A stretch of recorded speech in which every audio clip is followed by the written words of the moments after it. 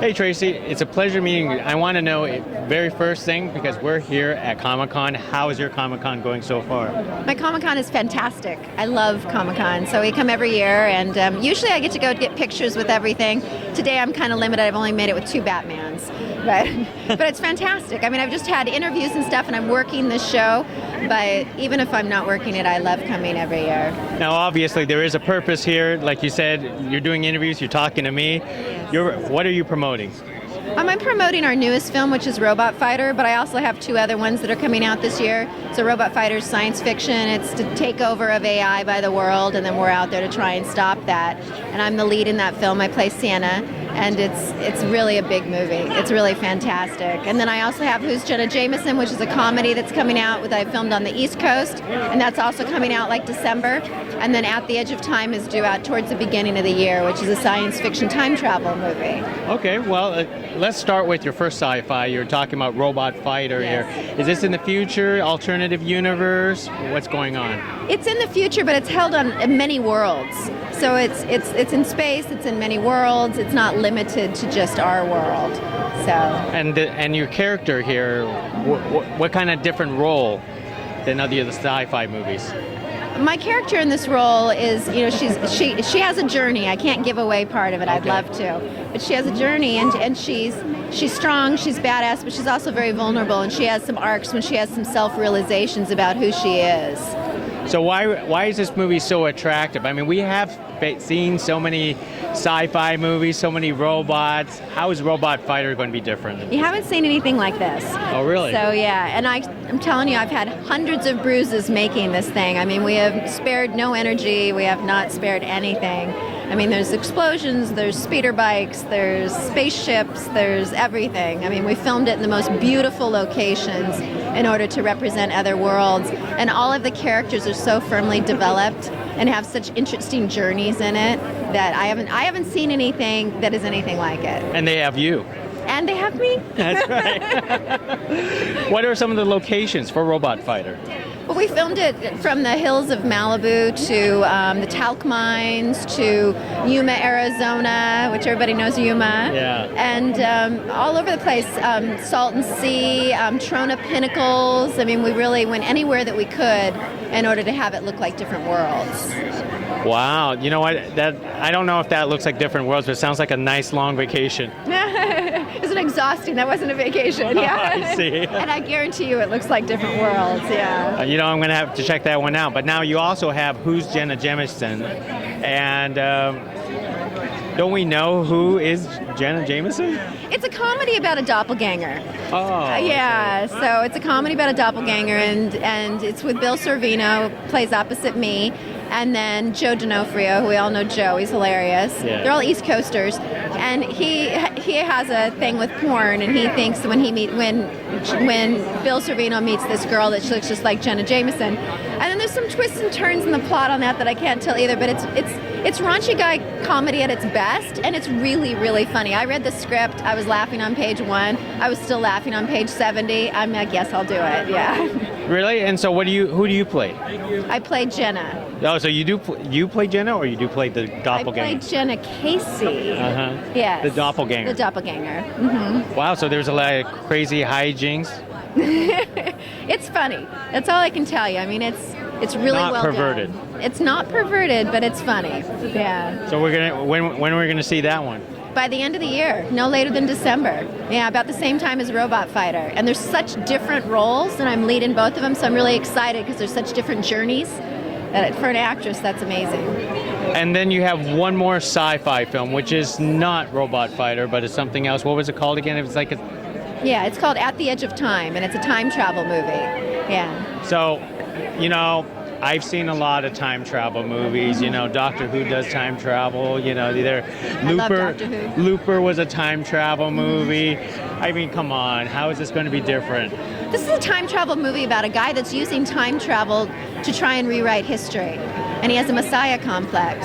And so my character comes in and is trying to put an end to him, and keeps popping up. My character keeps popping up throughout it, but it's actually a very, I wouldn't call it spiritual, but it's spiritual in the fact that they don't want this guy to change the world for his own personal what he's trying to change. It's really, it's daunting in some ways when you think about that, especially when we see our society and how we do see how people in charge and in leadership offices can change our world. Yeah. And this is somebody who's manipulating the system, basically, using time travel. So basically, you're telling me I should like it because this is a time travel movie done right, where it changes the past, totally changes the future.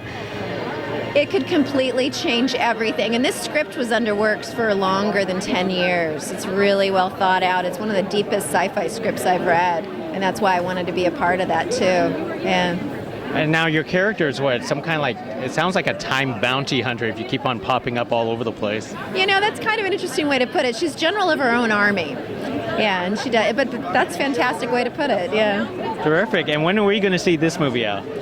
First part of next year, so during the first half of the following year, yeah. Wow. So what is your secret of keeping so busy with all these projects? I think I'm just really excited about it, and I love working within my industry. And in addition, it's like when I work, I put 1,000% into things. I literally have no downtime. I'll work on something for months in advance, pick it apart word by word, line by line, and make that character me. And then when I go there, I am that character. So I live that life. And it's just, I don't know, it seems to be catching. Like, people love watching it, and they love watching the process. And I'm really proud of it. I wish I could teach other people to do that. When we get other actors, I'll be like, oh, try this, But no, I really research and I really live it. And I'll do everything in my power to bring it to life. Have you considered, like, directing or something? No, but I do produce. So it's like, not directing. We all know what our strong points are. Yeah. And I love the production end, and I love acting more than anything. Then speaking of strong points, because you just told me about a comedy and 2 sci-fis, I mean, these could be like genre films by itself. I mean, what do you like to do? Well, my favorite before was comedy, although I do like a really deep drama now and then, because I grew up doing drama and some comedy. Sci-fi is fairly new for me. Just over the last couple of years have I gone into sci-fi, but I'm a sci-fi junkie. So for me, it's what I always wanted.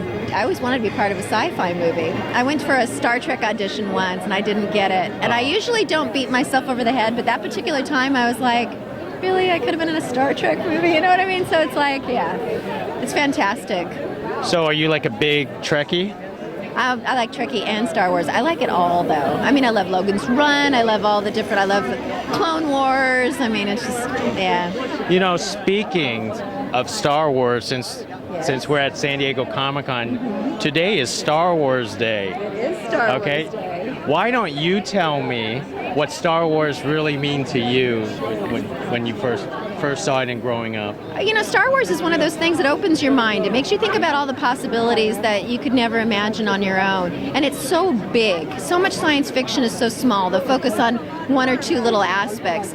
Star Wars focuses on the whole thing, and you really learn to love the characters and the journeys and what they're expressing. And you can't even begin to imagine what it is that they're going to unveil next. So Star Wars, I think, is just the epitome of bigger than what you can imagine, and it's science fiction, so that's what it's all about. It's about our imaginations and fantasy. So let's say hypothetically, they let you say you're going to be in the Star Wars universe. Who would you like, or what would you like to play? I'll be back. I mean, who you would love to play? I mean, which side? Jedi side, dark side, light side, rebel? I mean, the endless possibilities. Yeah, it's funny. I would say Jedi side, but one of the things that I have been wanting to do in my career that I haven't done is been on the dark side. Like, I've done comedy, I've done science fiction, I've done all these things, but I've never been the bad guy.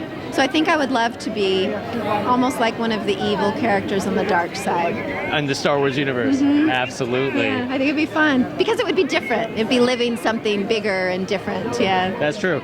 Now, as your choice of movies in the future, beyond these 3 movies, is this something that maybe in your mind, like, hey, you know what, I want to do a drama where I'm a bad guy or something? It's definitely, I want to do something dark. Yeah, I haven't done something dark in 5 years now. So it's like I'd kind of like to do that. But the opportunities, I don't look for what I want to do. I get sent scripts and then I'm like, I have to do this. This is fabulous. It's a fantastic role. And so that's kind of how I work as an actor. Yeah. So which one do you choose? When obviously you're probably going to get dozens of scripts. How do you know which one's saying, this is the one I want to do? Because I can imagine imagine that character. I can imagine being that character once I've learned them inside and out and their history and everything else. And like I say with comedy, I have to laugh. If I'm not laughing on every page, then why would you want to be a part of that? It's a comedy, right? And so I think that it's just when you read it and you just like want, every cell of your body wants to be a part of that. You can't imagine not doing it. You already, almost when you read it, have pictured yourself in that role. And then you just call them up and you're like, I'm in. Yeah. Wow, you know what? You are a great teacher. So if I wanted to become an actor, what would be the advice? Well, people think that acting is easier than it is. They think you learn your lines and you show up on set. For me, I spend months getting to know a character, put 110% into things. Like people will go to auditions and they'll carry their paper. For me, if I can't treat an audition like a shoot, I won't go on the audition. So it's putting, 8 hours a day into something that some people put 10 minutes a day into. It's spending weeks and months delving into a character and a script until when you show up, you can actually, they all have different mannerisms, different walks, different ways of being. You have to create that because that's what, as an audience, you want to watch. And so it's just putting in a lot more effort than what anybody, and study all the methods. Don't pick a method. Study all the things. And then the main thing that I think that I've learned lately is all the great people that I work with, I learn the most from. The Dennis Hoppers, the Barry Corbins, all those people, Ricardo Montalban. Just every time you work with somebody that's brilliant, befriend them and absorb from them because they have more to teach us than anybody. Wow, sounds like a difficult career. That's why I'm not over there. But anyways, I want to wrap this up. Obviously, this is Comic-Con, yes. and you still have, I don't know how long you have, another day and a half, day or two or something like that. Tell me the one thing that you are looking forward to this convention. Oh man, I like everything at this convention. I mean, I don't know if I can pick a thing. I mean, really it's seeing my friends. It's doing the interviews because it's my work. Visiting my friend Olivia over at 5549. She's the artist. She's amazing. So it's just running into all the people that I love, running into people who are fans, running into people who look you up and they're like, hey, where can I find you? I mean, it's the camaraderie of all the people that we do what we do for. So we're definitely going to see you here next year? Oh, yes. Oh, yes. Hopefully with Robot Fighter. There we go. There we go. Yeah. Well, I'm going to have to check out the movie. And, hey, I appreciate this conversation. And thank you for this interview. Thank you so much. Thank you. Yeah. Bye.